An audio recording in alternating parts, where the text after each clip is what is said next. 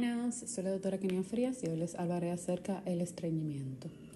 Como definición, el estreñimiento se caracteriza por evacuaciones infrecuentes, dificultad para evacuar o sensación de evacuación incompleta. Se utilizan los criterios de Roma 4 para su diagnóstico. Estos son los criterios, voy a mencionar algunos. Se debe presentar 2 o más de los siguientes: esfuerzo excesivo al menos el 25% de las posiciones, heces duras al menos el 25%, sensación de evacuación incompleta al menos en el 25%, sensación de obstrucción o bloqueo no rectal al menos en el 25%, maniobras manuales para facilitar la defecación al menos en el 25%, menos de 3 deposiciones espontáneas completas a la semana. Estos deben cumplirse al menos durante los últimos 3 meses y los síntomas deben haberse iniciado como mínimo 6 meses antes del diagnóstico. Algunos factores de riesgo se encuentran: edad avanzada, escasa actividad física, grupo étnico distinto del blanco, nivel de educación y socioeconómico bajo, sexo femenino y uso de algunos medicamentos. Como fisiopatología se encuentra el estreñimiento de tránsito normal, las heces se desplazan a lo largo del colon con una velocidad normal. Estos pacientes pueden presentar ideas erróneas sobre su frecuencia de posiciones y a menudo muestran problemas psicosociales. Luego seguimos con el estreñimiento de tránsito lento, es el más frecuente en las mujeres jóvenes. Se debe a un trastorno de la función motora del colon. Los trastornos de la defecación es una imposibilidad de vaciar eficazmente el recto por incapacidad de coordinar los músculos abdominales, anorectales y del suelo pélvico. Se relaciona a una conducta aprendida. También puede existir un estreñimiento secundario causado por medicamentos, enfermedades sistémicas o trastornos neurológicos. En la evaluación clínica incluye una historia clínica detallada, un examen físico y pruebas diagnósticas complementarias. El tratamiento incluye medidas generales como incremento de fibra, líquidos y ejercicio regular, laxantes, fármacos específicos y terapias avanzadas. En las complicaciones se encuentra una impactación fecal, fisuras anales o hemorroides o un megacolon en casos graves. Muchas gracias. Buenas noches, mi nombre es Francelina Jaciel Gómez Balbuena y voy a hablar acerca de diarrea. En cuanto a la definición, la diarrea es un síntoma clínico que se caracteriza por la evacuación frecuente de heces líquidas o semilíquidas, generalmente acompañada de un aumento en el volumen y la fluidez de las disposiciones. En cuanto a la clasificación, está la aguda y la crónica. La aguda, menos de 4 semanas, y la crónica ya pasaría las 4 semanas y más. En cuanto a la clasificación por mecanismo, lo tenemos osmótico, secretora, inflamatoria y por alteración de la motilidad intestinal. En cuanto a la fisiopatología, la diarrea puede representar una respuesta protectora frente a diversas agresiones intestinales. Cuando los microorganismos infecciosos, toxinas u otras sustancias perjudiciales están presentes dentro del intestino, estimula la secreción de fluido y la motilidad para expulsar el material indeseable, produciendo así la diarrea. Esta respuesta protectora es muy útil en fase aguda. Cuando es crónica, resulta inapropiada y pierde su función adaptativa. En circunstancias normales, el intestino delgado y el colon absorben el 99% del líquido que llega al ligamento de Trench, lo que representa lo ingerido por vía oral. Y las secreciones endógenas de las glándulas salivares, estómago, hígado y páncreas, un volumen líquido total de aproximadamente de un 9 a un 10% al día. La diarrea se debe entonces a una alteración de este mecanismo muy preciso en condiciones normales, de modo que una reducción de la absorción de agua de 1% puede provocar la diarrea. En cuanto a las manifestaciones clínicas, tenemos la característica de las heces, manifestaciones gastrointestinales, manifestaciones sistémicas y alteraciones electrolíticas y metabólicas. En cuanto a la evaluación clínica, tenemos la historia clínica es fundamental para clasificar la diarrea. Aquí tenemos lo que es la exploración física, el examen básico como el hemograma, electrolitos séricos, coprocultivo, la característica de las deposiciones, pruebas específicas como la colonoscopia biopsia, pruebas de función pancreática y pruebas inmunológicas buscando enfermedad celíaca. En cuanto al tratamiento, es más importante asegurarse de que hagan respuesta ya el déficit de líquidos y electrolitos con líquidos intravenosos o con un tratamiento de retracción oral, antidiarreico, dietas específicas como el arroz blanco, pan tostado o puré de manzana y evitar los lácteos, grasas y fibras. Y consumir alimentos que contengan probióticos, ya que estos ayudan a restaurar el equilibrio bacteriano intestinal. Gracias, hasta aquí mi parte. Buenas noches. Hola, soy Matnolia Fernández y voy a estar hablando sobre el síndrome del intestino corto.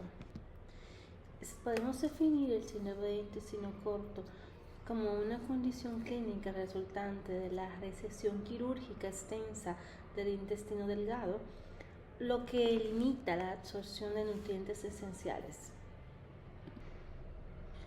Sobre su fisiopatología podemos decir que hay una pérdida de la capacidad de absorción de nutrientes como el agua, electrolitos, grasas y carbohidratos. Puede producir desnutrición severa y hay una adaptación del tracto digestivo con mejoría gradual, pero la eficiencia sigue siendo limitada. Bien, buenas. Mi nombre es Jenny Maciel Suberville y yo le continuaré hablando acerca de el manejo nutricional del síndrome de intestino corto. La nutrición es la clave para mejorar lo que es la absorción de nutrientes, pero este manejo nutricional va a variar según la fase de adaptación postquirúrgica donde esté nuestro paciente. Dentro de las fases de adaptación nutricional postquirúrgica tenemos la fase aguda, que esta es inmediatamente después de la cirugía, y la recomendación es nutrición parenteral total con líquidos claros. También tenemos la fase de transición, que esta es la introducción gradual de la alimentación enteral. Y también se recomienda lo que son comidas pequeñas y frecuentes y dieta baja en residuos. La tercera fase, es la fase crónica, que esta es la estabilización de la absorción de nutrientes. Y se recomienda aquí ya una dieta equilibrada y personalizada con atención a deficiencias nutricionales que puede estar presentando nuestro paciente. En cuanto a las adecuaciones de la ingesta oral, los hidratos de carbono, se prefiere alimentos fáciles de digerir, como arroz blanco, pasta y pan blanco. En cuanto a las proteínas, estas son fuentes de alta calidad. Las carnes magras, los huevos, los lácteos bajos en grasas.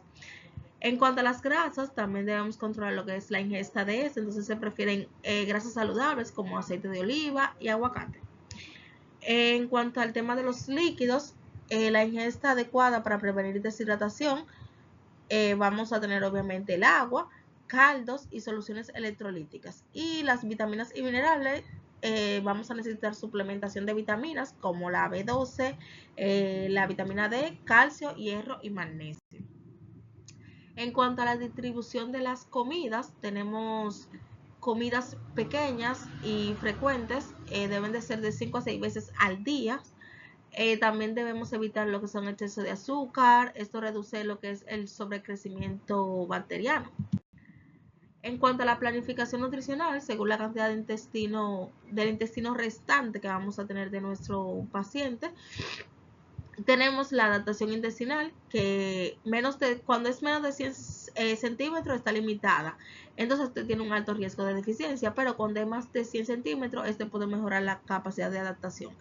En cuanto a la nutrición parenteral, cuando es menos de 100 es alta y prolongada, y cuando es más de 100 es reducida.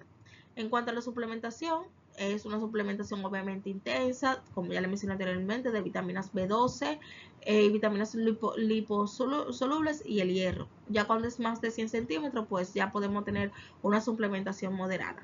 En cuanto a las recomendaciones dietéticas, entonces vamos a tener dieta baja en residuos y altas en calorías.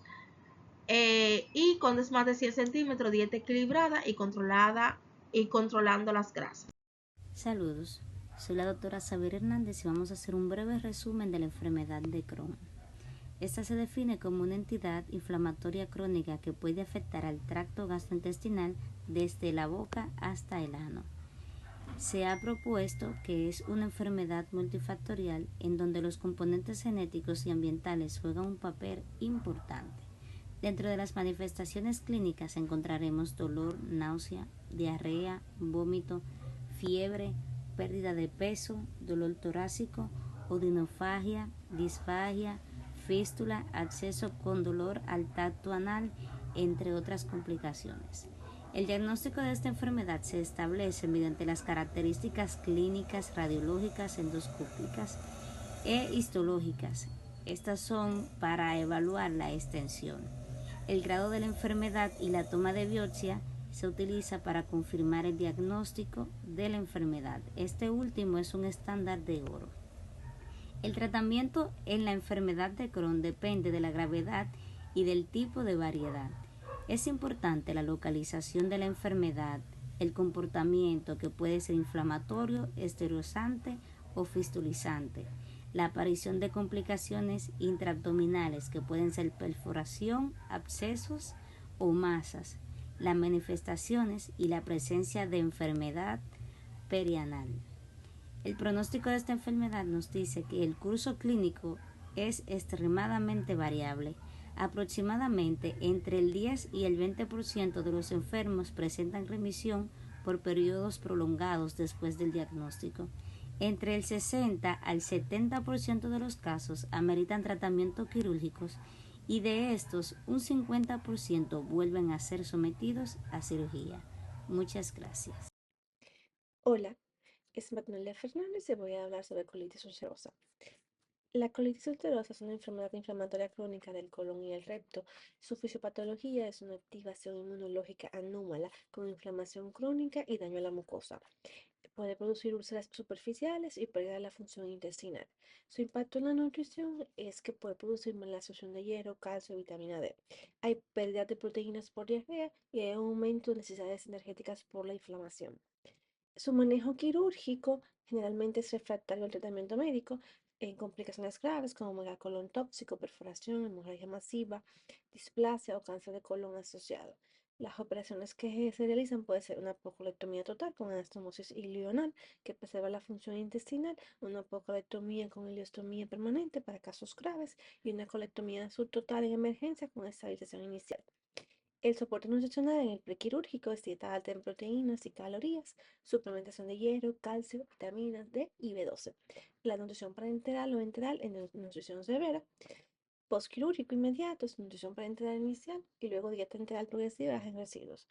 La nutrición a largo plazo es un ajuste dietético según cirugía, mayor hidratación en la ileostomía, en suplementación de micronutrientes como vitaminas liposolubles y sí.